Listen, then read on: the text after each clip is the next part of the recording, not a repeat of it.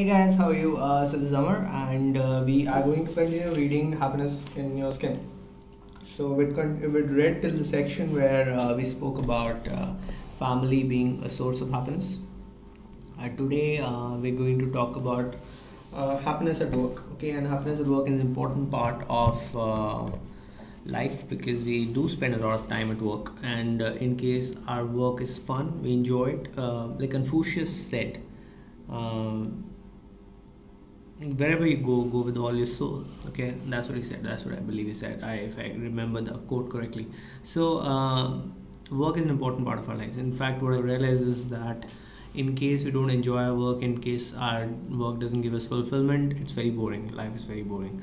And in case our work life is boring, it affects our personal life also. It affects every area of our life, because in case we don't do well at work, we lose our kind of self-respect. We lose self-worth, because most of our self-worth comes from being useful to the world. Okay, and so it's important that we find our work worthy, we find our work important enough, and we feel that we're making the world a better place, right? Like even making this video, I feel I'm making the world a better place. Although this channel is a new one, and very few people have watched the videos on the channel so far, but I feel it's important work, right? So that's why I'm doing it. So let's start with this. Let's start with happiness at work. So I won't even ask you to quit your job. No, I won't. I know it's not easy. Being 5 years in the game, I know it's not easy. People have responsibilities, families, and their bills to be paid. I understand. It took me many years of planning to reach a point where I could quit my job and start doing the stuff I do now, like writing and comedy and teaching people to follow their passions. Teaching people to follow their passions. Wow. I should do it more in a structured way, but I do it. Like for example, I'm doing it on this video. I give talks around passion, how to follow your passion, how to find your passion, right? It has taken me time, and perhaps I wouldn't be able to do it without the moral support of people around me. If people who are close to you don't support you, you can't get anywhere. That's why family, whoever is there in your family, those people are the most important people in your life. Always remember that. Your family is the most important set of people in your life. Although I think if you are starting a startup, or you're working with your colleagues and you start something on your own, your colleagues are also fairly important people, but they won't be around in the tougher times, right? So family is very important.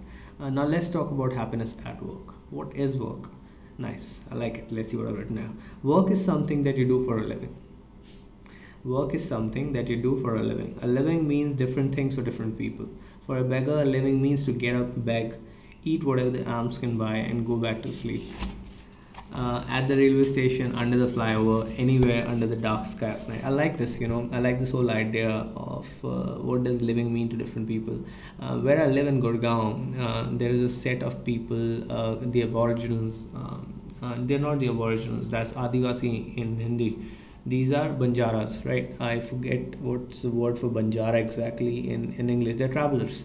Like they put out their tents on some side of the road, and they sell stuff. They sell furniture, they sell handicrafts, all sort of stuff they sell. All right, and these guys don't have a house. These guys don't have education. Their kids are also selling the same stuff these guys are selling. It's called a Banjara market in Gurgaon, and I haven't seen any sort of stress on their minds. These guys are happy. These guys look fit. I don't know what do they eat. I wish I want to eat. What do they want? What they do eat?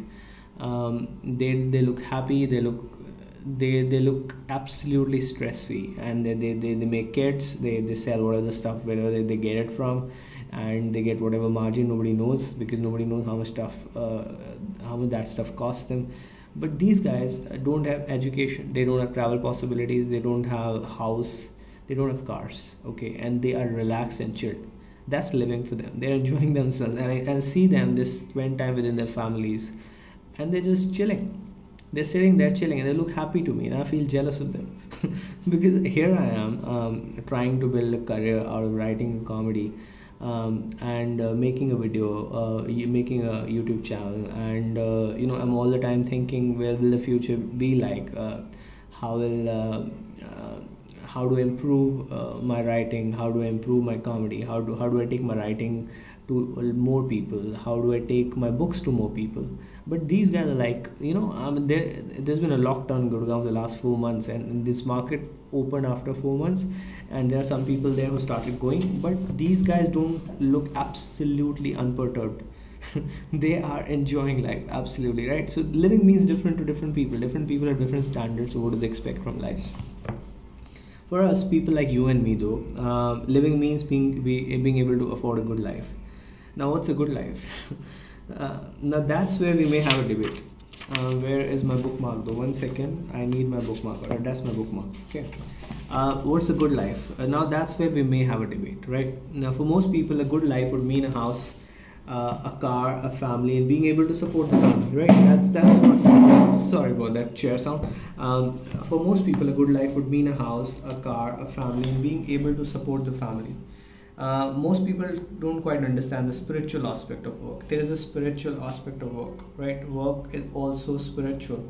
There's a spiritual aspect of your work. Your work either energizes your spirit or kills your spirit.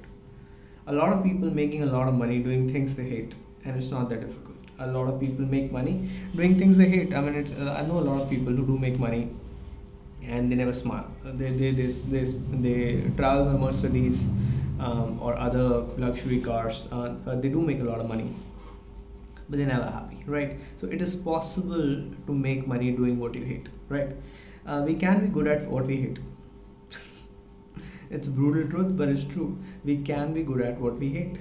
For example, this country, India, is full of engineers from top engineering schools who do not wish to be engineers. I mean, it's almost incredible the number of engineers I know who do not like engineering. They never wanted to be engineers. I mean, they became engineers because their family thought they should be engineers, right? So because a lot of people do a lot of stuff because people, somebody in the family or the society, whoever, largely families, want them to become something. All right. So I know a lot of I do personally know a lot of engineers who are copywriters, who are stand-up comedians, and I hate them because they're competing with me even now. All right. They should be just fucking get out of my field. Like don't compete with me in comedy. Just go fucking do engineering in case you're an engineer, right? For this country is full of engineers, top engineering schools, who did not wish to be engineers. I'm not an engineer. I actually could have been an engineer. I actually, after in my 10th class, I got 80%, and everybody who got a decent score, like 80% or more, chose science. Okay, and I also chose science. But in the first term exams, the three term exams in 11th, and in the first term exams, I flunked in physics and chemistry, and I scored 40, like barely passing marks in mathematics. So out of 5 subjects, I failed in 2 subjects completely and almost just passed in mathematics. If there was 1 mark less in mathematics, I would have failed in 3 subjects out of 5. Right, so I decided to quit, and I could not become an engineer, and I'm glad I quit because there's no way I could have become a good engineer. My mind doesn't work. Like, I can't open, this is a watch, I wouldn't ever open a watch. I'll just use technology, I'll use stuff from a user's perspective, and that's it. I will not open up stuff, I will not play with stuff, right? So I'm not an engineer, and I know so many who are, and they're not pursuing engineering. They are engineers, but they're not pursuing engineering. They're doing all sort of stuff. They're doing comedy, they're doing writing, they're doing marketing after MBA. Many of my engineering friends are now copywriters, content writers, filmmakers, and stand-up comedians. They studied engineering, they did well in it, in spite of the knowledge that they did not like it. They did it to please someone, their parents, their peers, whoever else, but not themselves. Have you ever considered why so many people do things they hate? Let's read this line again. Have you ever considered why so many people do things they hate? Have you considered that? It's an important question to consider. It's an important question to think about if you want to understand the state of our society.